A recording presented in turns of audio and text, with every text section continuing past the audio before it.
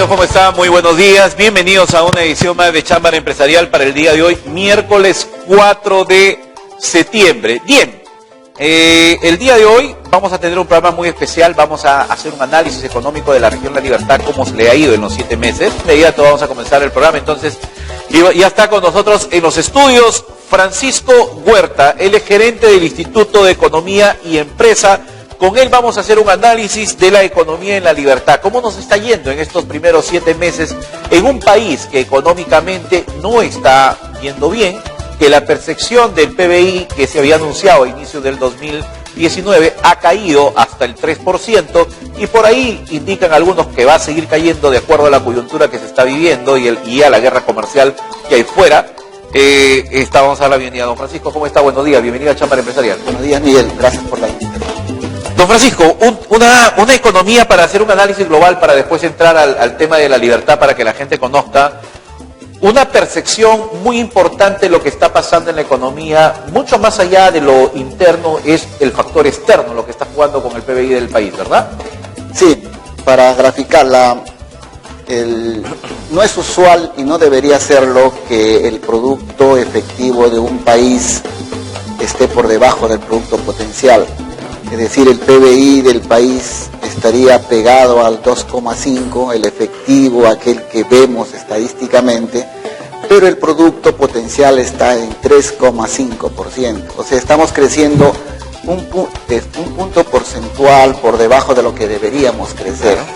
¿Por qué sucede eso? ¿Por qué deberíamos por lo menos crecer a 3,5 y solamente crecemos a 2,5 por problemas de la economía y de la política?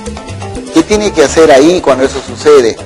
Lo que tiene que hacerse es política monetaria, es decir, bajar la tasa de interés y bajar los encajes. Por otro lado, ya lo comenzó a hacer el Banco Central. Sí. Por otro lado, tienen que hacer política fiscal. El gobierno no está haciendo su trabajo, ni a nivel nacional ni a nivel regional. El déficit permitido, según la ley de presupuesto vigente, es hasta 2,9%, y estamos con un déficit de por encima ligeramente de 1,6%. Es decir, hay un déficit de gasto del gobierno. Entonces, y si a eso le sumamos el factor político, sin duda el PBI va a terminar como va a terminar, ¿no? Y en la región no es muy distinto. La diferencia con la región es que tenemos un sector agroindustrial fuerte todavía, por encima del promedio nacional. Nos hemos caído en oro, pero seguimos siendo el segundo país del oro, segundo región de producir oro, luego de Cajamarca estábamos primero. Entonces esos factores hacen un poco singular a La Libertad. Sin embargo, La Libertad sigue sufriendo el gran problema del país. El 72,5 tienen empleo informal. Ya tenemos 38% de independientes, superior a las cifras precedentes. Tenemos 48 de asalariados, tenemos casi el 45% de subempleados. Entonces esas características significan que la gente tiene algún ingreso, pero lo tiene débil, precario. Y ante cualquier evento, cualquier hecho rapidito se puede mover de la clase media a la pobreza, ¿no? O sea, fluctuar ahí. En el caso de la región tiene este año 2.620 millones de soles para gastar en inversión. Tiene tres alimentadores esa inversión. El gobierno local representa el 60% de toda esa inversión. O sea, 1.600 millones tienen todos los gobiernos locales de la región para gastar este año. 1.600 millones. Los gobiernos regionales, las municipalidades. Hablemos para que nos entienda la gente. Las municipalidades, sí. Correcto. Entonces, el 60% de esos 2.600 millones, 2.620 millones, 60% de eso, más o menos 1.600 municipalidades. Correcto.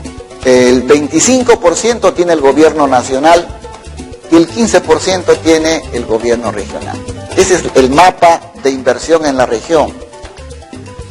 ¿Cuánto es el avance? Ayer que estuve mirando las cifras del MEF. Las cifras del MEF hasta ayer son 33,5%. Los tres en conjunto, ¿no? El globo. ¿Quién está en 37%? En 37% está el gobierno nacional, en su inversión acá, en avance. Los gobiernos locales están en 35% y el gobierno regional está en 17,5%. 17,5% de avance de su presupuesto es el gobierno regional. Al 2 de septiembre, ¿no? Wow. Entonces, ahora ponderando eso, esos avances por su importancia en la inversión, 60 locales, 25 gobierno nacional y 15 el gobierno regional, da un 33%. Es decir, los tres niveles de gobierno en La Libertad debieron haber gastado más o menos 1.650 millones en el límite y solamente han gastado poco más de 800 millones. Entonces, más o menos poco más de 800 millones de soles no han gastado los tres niveles de gobierno en estos 8 meses que ha concluido. Realmente el efecto multiplicador, si bien es cierto el gasto fiscal es una proporción de la inversión privada, pero sí genera efectos de confianza, efectos de capacidad porque alimenta proveedores, ¿no? Los contratistas, y no gastarse 800 millones realmente es bastante censurable del gobierno. Probablemente terminemos a un 60% a fin de año, a este ritmo. O sea, a 60, estamos hablando de que de los 2.600 millones de soles destinados para la región La Libertad, solamente se gastaría el 60% a fin de año. A fin de año se gastaría por ahí y eso es bastante inaceptable, ¿no? 60, 65, por ahí va a estar. Lo que tiene que hacerse es pues el gobierno, tanto central, porque el problema acá son de los tres niveles, ya decía, el gobierno central está en 37,5%, el gobierno locales están en 35%, el conjunto de todos los gobiernos locales de la región, y el gobierno regional en 17,5%.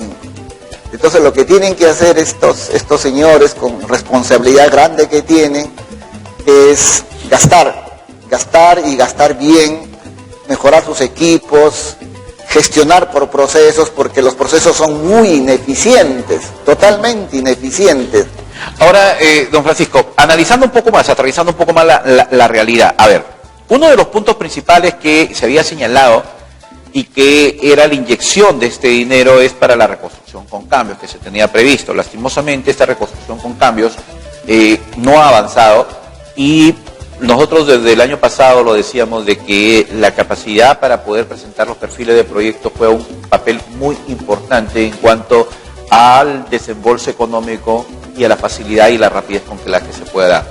Dinero hay, señores, no es que el gobierno regional no tenga dinero hay, sino que lastimosamente para poder justificar ese dinero, esa salida, tiene que presentar un perfil de proyecto que sea aprobado y que sea aprobado para poder, digamos, después controlar cómo se va a hacer efectuar ese gasto. Pero el encargado de la reconstrucción con cambios ha señalado de que en el caso de La Libertad, que él considera que está en un 2% referente más o menos a ese tema, solamente en ese tema de reconstrucción con cambios, ahí pasa por el hecho de que no se han presentado perfiles de proyectos y los perfiles de proyectos que se presentaron en la época de Valdés, muchos de ellos estuvieron mal elaborados. Es por eso que él mismo dice que se ha destinado como 400 millones para poder, digamos, facilitar dinero a La Libertad para desarrollar esos perfiles de proyectos, para ponerlos en práctica, porque ¿de qué vale de que se haga toda gestión si los perfiles están mal hechos? Igual lo van a rechazar el dinero y se va a seguir retrasando. Claro, es cierto. Lo que pasa es que en el sector público se especializan en contar la historia. El sector público debe anticiparse a la historia. Primero deben sentarse, planificar metas. Oye, tú tienes que hacer... Son el mismo sector, ¿no? ¿Cuántos perfiles vas a hacer? ¿En qué tiempo los vas a hacer? Me vas pasando uno por uno. Hay que aprobar por paquete, ya no uno por uno, porque voy a hacer lo mismo de A a la Z por cada proyecto. Mejor agarro, empaqueto los proyectos y hago una sola vez A a la Z por todos los proyectos. En el sector público si hay una deficiente, fuera de que no gerencian por procesos, no gerencian por gerencia de proyectos, no tienen una oficina de gestión de proyectos. A eso se añade que el capital humano es deficiente. Más hay evaluadores que formuladores. Debe haber más formuladores que evaluadores. La pregunta, don Francisco, es muy sencilla. Usted es economista, usted conoce, ha analizado empresas. desde marzo del 2017 que ocurrió el fenómeno del Niño hasta diciembre del 2018, que los perfiles de proyecto, la mayoría de ellos hayan sido rechazados o mal presentados, ¿cómo calificaría esa gestión? Bueno, sin duda es apreciablemente deficiente, sin duda, porque tiene que haber filtros para hacer los perfiles, y si me dicen que está mal, tengo que tener una suficiente capacidad de respuesta para corregirlos. Pero parece que a veces le dicen están mal y después ya o muy tarde lo entregan o simplemente no lo entregan, ¿no? Claro, ahora, ¿por qué entonces, si existe ese problema que, ojo, es un problema que pasa por recursos humanos, ¿ah? No es un problema que no pueda tener solución, es simplemente que como en toda empresa privada, no me rindes para poder desarrollar estos perfiles de proyecto, gracias, busco personas más capacitadas que me lo saquen adelante y en base a su productividad les puedo pagar también lo que ellos logren, también consigan, en fin, diferentes tratos que se pueden hacer, establecimientos laborales. Pero el tema parte de que, ¿por qué entonces, si no ha sido eficiente la gestión de Luis Valdés, seguimos manteniendo a muchas personas que han trabajado en esa área durante la gestión de Manuel Yempén? Bueno, la gestión anterior sí es evidente y eso se notaba que tenía deficiencias, y es cierto, y algunos funcionarios todavía continuaron, ¿no? Y no resulta un poco incomprensible por qué a la fecha no se ha corregido, aunque entiendo que el gobernador regional están contratando a personas, ¿no? Algunos ingenieros para que le apoyen en la formulación de proyectos, ¿no es cierto? Pero eso debió hacerse al segundo mes, pues, no al octavo o noveno mes, porque ya uno, la gente que conoce proyectos, uno mapea, dice primero cuáles son, un principio paretiano, dame el 20% de proyectos que explique el 80% del presupuesto, porque ese va a ser la locomotora que va a jalar el gasto público. Y le tienen que decir, señor presidente, estos son los 20% de proyectos que representan el 80% del presupuesto, lo que se llama, repito, un principio paretiano. Ahora, ¿tienes nivel A, ya, nivel B, nivel C? ¿A qué nivel? ¿Está a nivel de tu cabeza, ideas? ¿O está a nivel de perfil? ¿Está de qué está? ¿Está de ficha técnica? Se mapea y se le da. Entonces dice, y bueno, tú me vas a hacer esto, y yo quiero soluciones en 2 meses. Y si no, chao. Esas cosas parece que no se han hecho, no se ha conocido, no se ha tenido herramienta de gestión, de planeamiento de proyectos, que a veces y genera que estemos a la situación que estamos, ¿no? Bueno, Francisco, si se supone que hay una persona encargada en la gerencia de la reconstrucción con cambios que se le dio, que es el vicegobernador Eber Cadenías, se supone que le han aumentado un sueldo muy oneroso, muy sustentable. Si ya tenemos una persona, la pregunta es la siguiente, ¿por qué no avanza?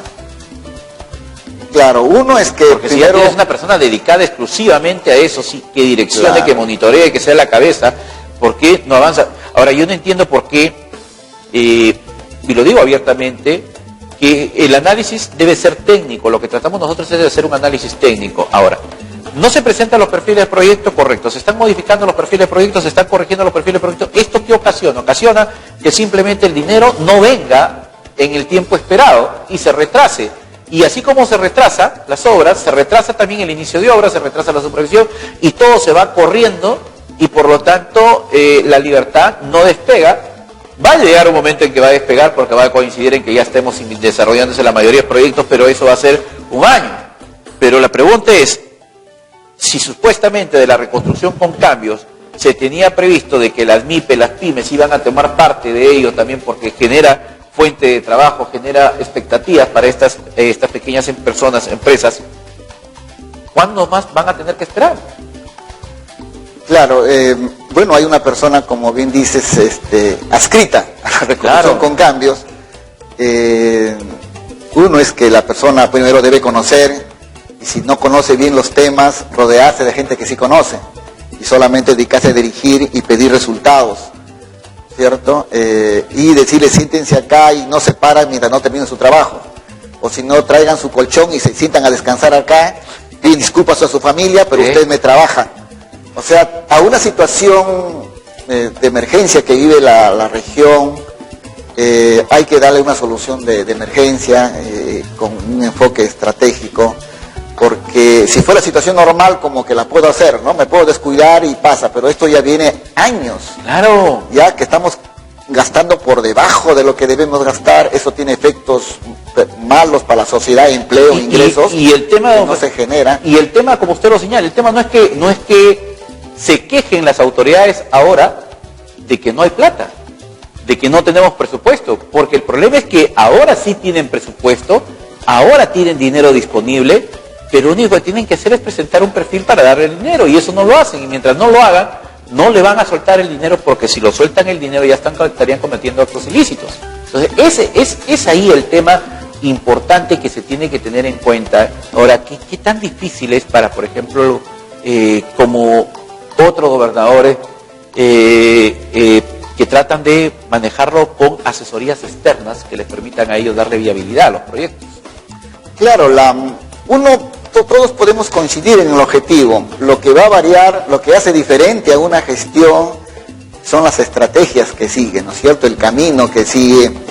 Hay una experiencia que es muy mencionada ahora sobre los panamericanos, ¿no es cierto? Claro. El MEF también está pensando a los proyectos grandes también hacer convenios de gobierno, y ahora ya está de moda en el gobierno utilizar oficinas de gestión de proyectos, BIM, contratos, para que sea. Es una estrategia que podría funcionar y hay que explorarla.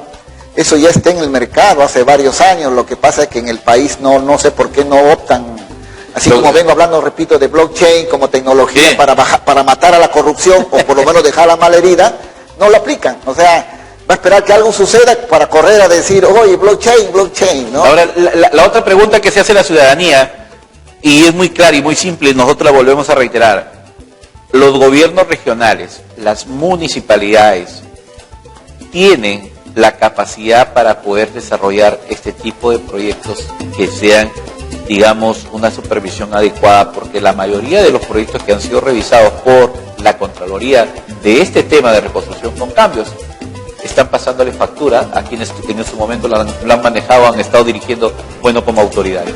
La evidencia diría que no hay capacidad para manejar grandes proyectos, lo cual tampoco quiere decir que todos se vayan al gobierno central, que tampoco el gobierno central es la gran cosa, claro. pero por lo menos algo mejor lo hace las cosas. Sin embargo, deberían fortalecer sus cuadros de proyectos, de formulación, de evaluación. Repito, pregúntele a cualquiera, ¿tú gestionas por procesos? Segundo, ¿las gerencias? ¿Tienes tu gerencia? ¿Cuál es tu matriz de desarrollo? ¿Tienes una oficina de gestión de proyectos que capitalice eso? No lo tienen.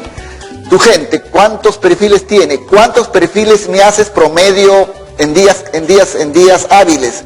¿Cuántos perfiles tú me haces? Acá hay 5 personas, tienen 80 horas diarias, por semana tienen 400 horas semanales, que el Estado les paga a 5 personas 400 horas semanales. Dime, en 400 horas, ¿cuántos perfiles me haces? ¿O quieres 1.000.000 de horas para hacer perfiles? Así se hace, se planifica, se gestiona, y yo sé cada persona qué va a rendir, cuándo lo va a rendir, qué tan eficiente es técnica y económicamente. Eso no se hace.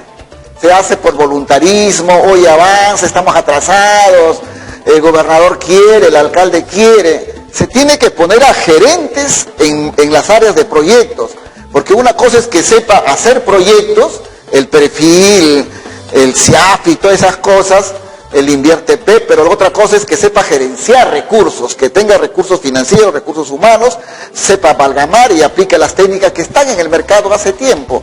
Ahí yo no veo todavía, no es evidente, inclusive Chaymochic, miren lo que está pasando, la ministra de Agricultura lo acaba de anunciar que ya no va a Chaymochic, y van a haber soluciones técnicas, o sea, el principio de tolerancia cero es un principio mal entendido, el principio de gestión evidentemente ha habido inacción, no se sabe si ya se liberaron las tierras, no se sabe qué va a venir después de la presa, es decir, hay una enorme pérdida para el país. Son 45.000 hectáreas que se han vendido y solamente están 18.000, 20.000 hectáreas. O sea, claro, como están esperando el agua. Exacto, entonces fíjate, una pérdida social no se ha sentado, yo lo veo al sector privado, debe ser más discrecional, sentarse y hablar y no permitir que soluciones políticas se influyen. A veces hacen decisiones políticas, dicen no, es una decisión técnica. Demuéstrame tú si tienes un mejor escenario que A, escenario B, escenario C, para poner Chay-Mochic. Chay-Mochic debe funcionar, tiene que funcionar. Pero este año no va. Entonces, pero sin embargo se acaba de declarar la ministra de Agricultura que Chay-Mochic no va, ¿no? Entonces, es lamentable para la sociedad, no sé cuál sea la discrecionalidad del gobierno regional, pero sí hay un problema y algunos están diciendo de que vaya agricultura. Hay un problema ahí que la gestión en Chay-Mochic ha sido bien improvisada, bastante. Han puesto gerentes que yo no sé qué cosas hacían ahí. Lo que pasa es que si estuvieran manejando 10 hectáreas, técnicamente, no Chay-Mochic. Técnicamente Chay-Mochic sirvió como caja chica o como generadora de empleo para el partido político de turno, que fue APP, porque a cada rato cambiaban autoridades de Chay-Mochic, sacaban personal, ingresaba personal que no estaba idóneo, noticias que salían. O sea, Chay-Mochic se ha manejado políticamente y no técnicamente, y cuando un manejo es político, lastimosamente en algo de un proyecto que es netamente técnico, cuando lo politizas, eso es lo que ocurre, y APP no lo ha manejado muy bien este tema. Debía ser una oportunidad para rediseñar la gestión del proyecto. Esta debilidad convertirla en una fortaleza. Si hubo errores, y los hubo, y crasos errores, a partir de ahora hacer una línea de tiempo y reformular, replantear, y eso de la agencia de empleo viene de años atrás, ¿no es cierto? Sino que se ha hecho evidente porque... como lo mismo que se mencionaba de Sedalí, igual... Muchos años manejado el Sedalí muy mal, sí. Igual Chay-Mochic viene de atrás, no de este gobierno, sino de atrás viene las fallas. Ahora, que se hace evidente porque se van acumulando, el tema parte de lo siguiente, Perú va en el próximo trimestre o del próximo etapa de cosecha, va a poder superar en producción de arándanos a Chile. Eso es lo que se estima. Vamos a ser el primer productor de país mundial de arándanos, se puede decir. Pero se tenía previsto que muchos terrenos o muchas hectáreas del proyecto Chay-Mochic se iban a sumar también a contribuir al sembrío de arándanos. Pero ahora todo va a quedar en stand-by. Claro, tenemos ese potencial en arándanos, después también se van a venir las fresas, o sea, hay potencial enorme. Y lo principal, articular la costa con la zona andina, aprovechando ventanas comerciales, hay capacidad de tierras, ahí hay iniciativas interesantes, pero en este caso con Chay-Mochic haber invertido tanto, estar pagando intereses a la CAF por un dinero que no está produciendo dinero, entonces ahí hay problemas serios, repito, requiere un rediseño, que esta amenaza sea una oportunidad y Chay-Mochic se maneje bien como debe ser, que hasta ahora en toda la vida no ha funcionado bien, ¿no es cierto? Finalmente, don Francisco, lo del cierre, como se dice, la guerra comercial de Perú de Estados Unidos con China está conllevando o ha conllevado a una variable en la cotización del dólar. En el Perú creo que esa variable se ha incrementado en menos del 1%, pero en otros países se ha sido considerablemente. ¿Vamos a tener capacidad para poder soportar esta guerra comercial sin que se dispare el comercio? Generalmente es un absurdo cerrar las fronteras del comercio. La frontera se abre, se vuelve el sistema más eficiente, aumenta el volumen comercial y aumenta el bienestar. Eso está clarísimo en la evidencia teórica y la evidencia práctica. Ahora, es evidente de que si, por ejemplo, Estados Unidos le sube un arancel a la China baja su producción porque ya le ponen barreras de entrada. China lo que hace es comienza a demandar menos materia prima porque está bajando sus ventas, y al bajar menos materia prima comienza a comprar menos, digamos, de cobre, y cuando baja el precio del cobre bajan nuestros ingresos. Siempre digo, estaba a $3 la libra de cobre, casi $3 en el presupuesto de este año, y está en 2.73. Podemos crecer con 2.73, como igual con 1.200 la onza de oro, podemos seguir creciendo, pero sí nos afecta a los ingresos fiscales. Nosotros somos un país minero por el volumen de exportaciones, pero sin duda nos está afectando, ¿no? Y no solo afecta al ingreso corriente, sino también puede estar afectando a las inversiones, porque hay minas que pueden ser marginales, que no soportan un precio de 2.73 la libra de cobre, pero sí podrían ser con 13. Entonces esas minas marginales van saliendo del mercado y no se fomenta la inversión. Y si a eso le agregamos las decisiones políticas como Tía María, que es un absurdo que no esté funcionando, hace que se retraigan las inversiones, ¿no? Y si comienzas a decir, vamos a revisar la ley de minería, la ley minera, en pleno conflicto, entonces ¿cuál es la señal? ¿Quieres revisar la ley de promoción agraria? Ya, un conflicto agrario, ¿no? En Virú hay un conflicto, hay un problema en Virú, revisen la ley de promoción agraria. ¿Te das cuenta? O sea, no es tanto que no deba cambiar, sino el contexto, las condiciones que dan, los que generan los cambios y las malas señales al mercado, ¿no? O sea, se ha conjugado, como tú bien decías, la guerra comercial se ha conjugado con decisiones políticas internas que han hecho que la economía esté creciendo la mitad de lo que debe crecer. El país va a crecer pegado al 2,5 cuando debe crecer 5. La libertad creció, como siempre digo, 2,6, del 13 al 18, y del 12 al 8 creció 5,1, la mitad. Este año la economía va a crecer a lo sumo 3, por ahí, cuando debemos crecer 5 o 6 para bajar esa informalidad, ese subempleo. No, porque el próximo año va a ser bien bravo para los jóvenes para que encuentren trabajo, ¿eh? Sí, porque sí. va a ser bien difícil con la situación económica que hay, que no se va a generar mucho puesto de trabajo. Don Francisco, muchísimas gracias como siempre por habernos acompañado en el Chamber Empresarial para poder dar algún análisis. ¿Cómo pueden hacer las empresas para poder encontrarlo al Instituto de Economía y Empresas? Bueno, nuestras direcciones están en www.iee.edu.pe, ¿no? Ahí en la web nos ubican rápido, o al 9960 74 455. Hacemos trabajos asesoría empresarial y asesoría económica, ¿no? Por todo, Francisco, muchísimas gracias. Bien, vamos a ir a la pausa comercial.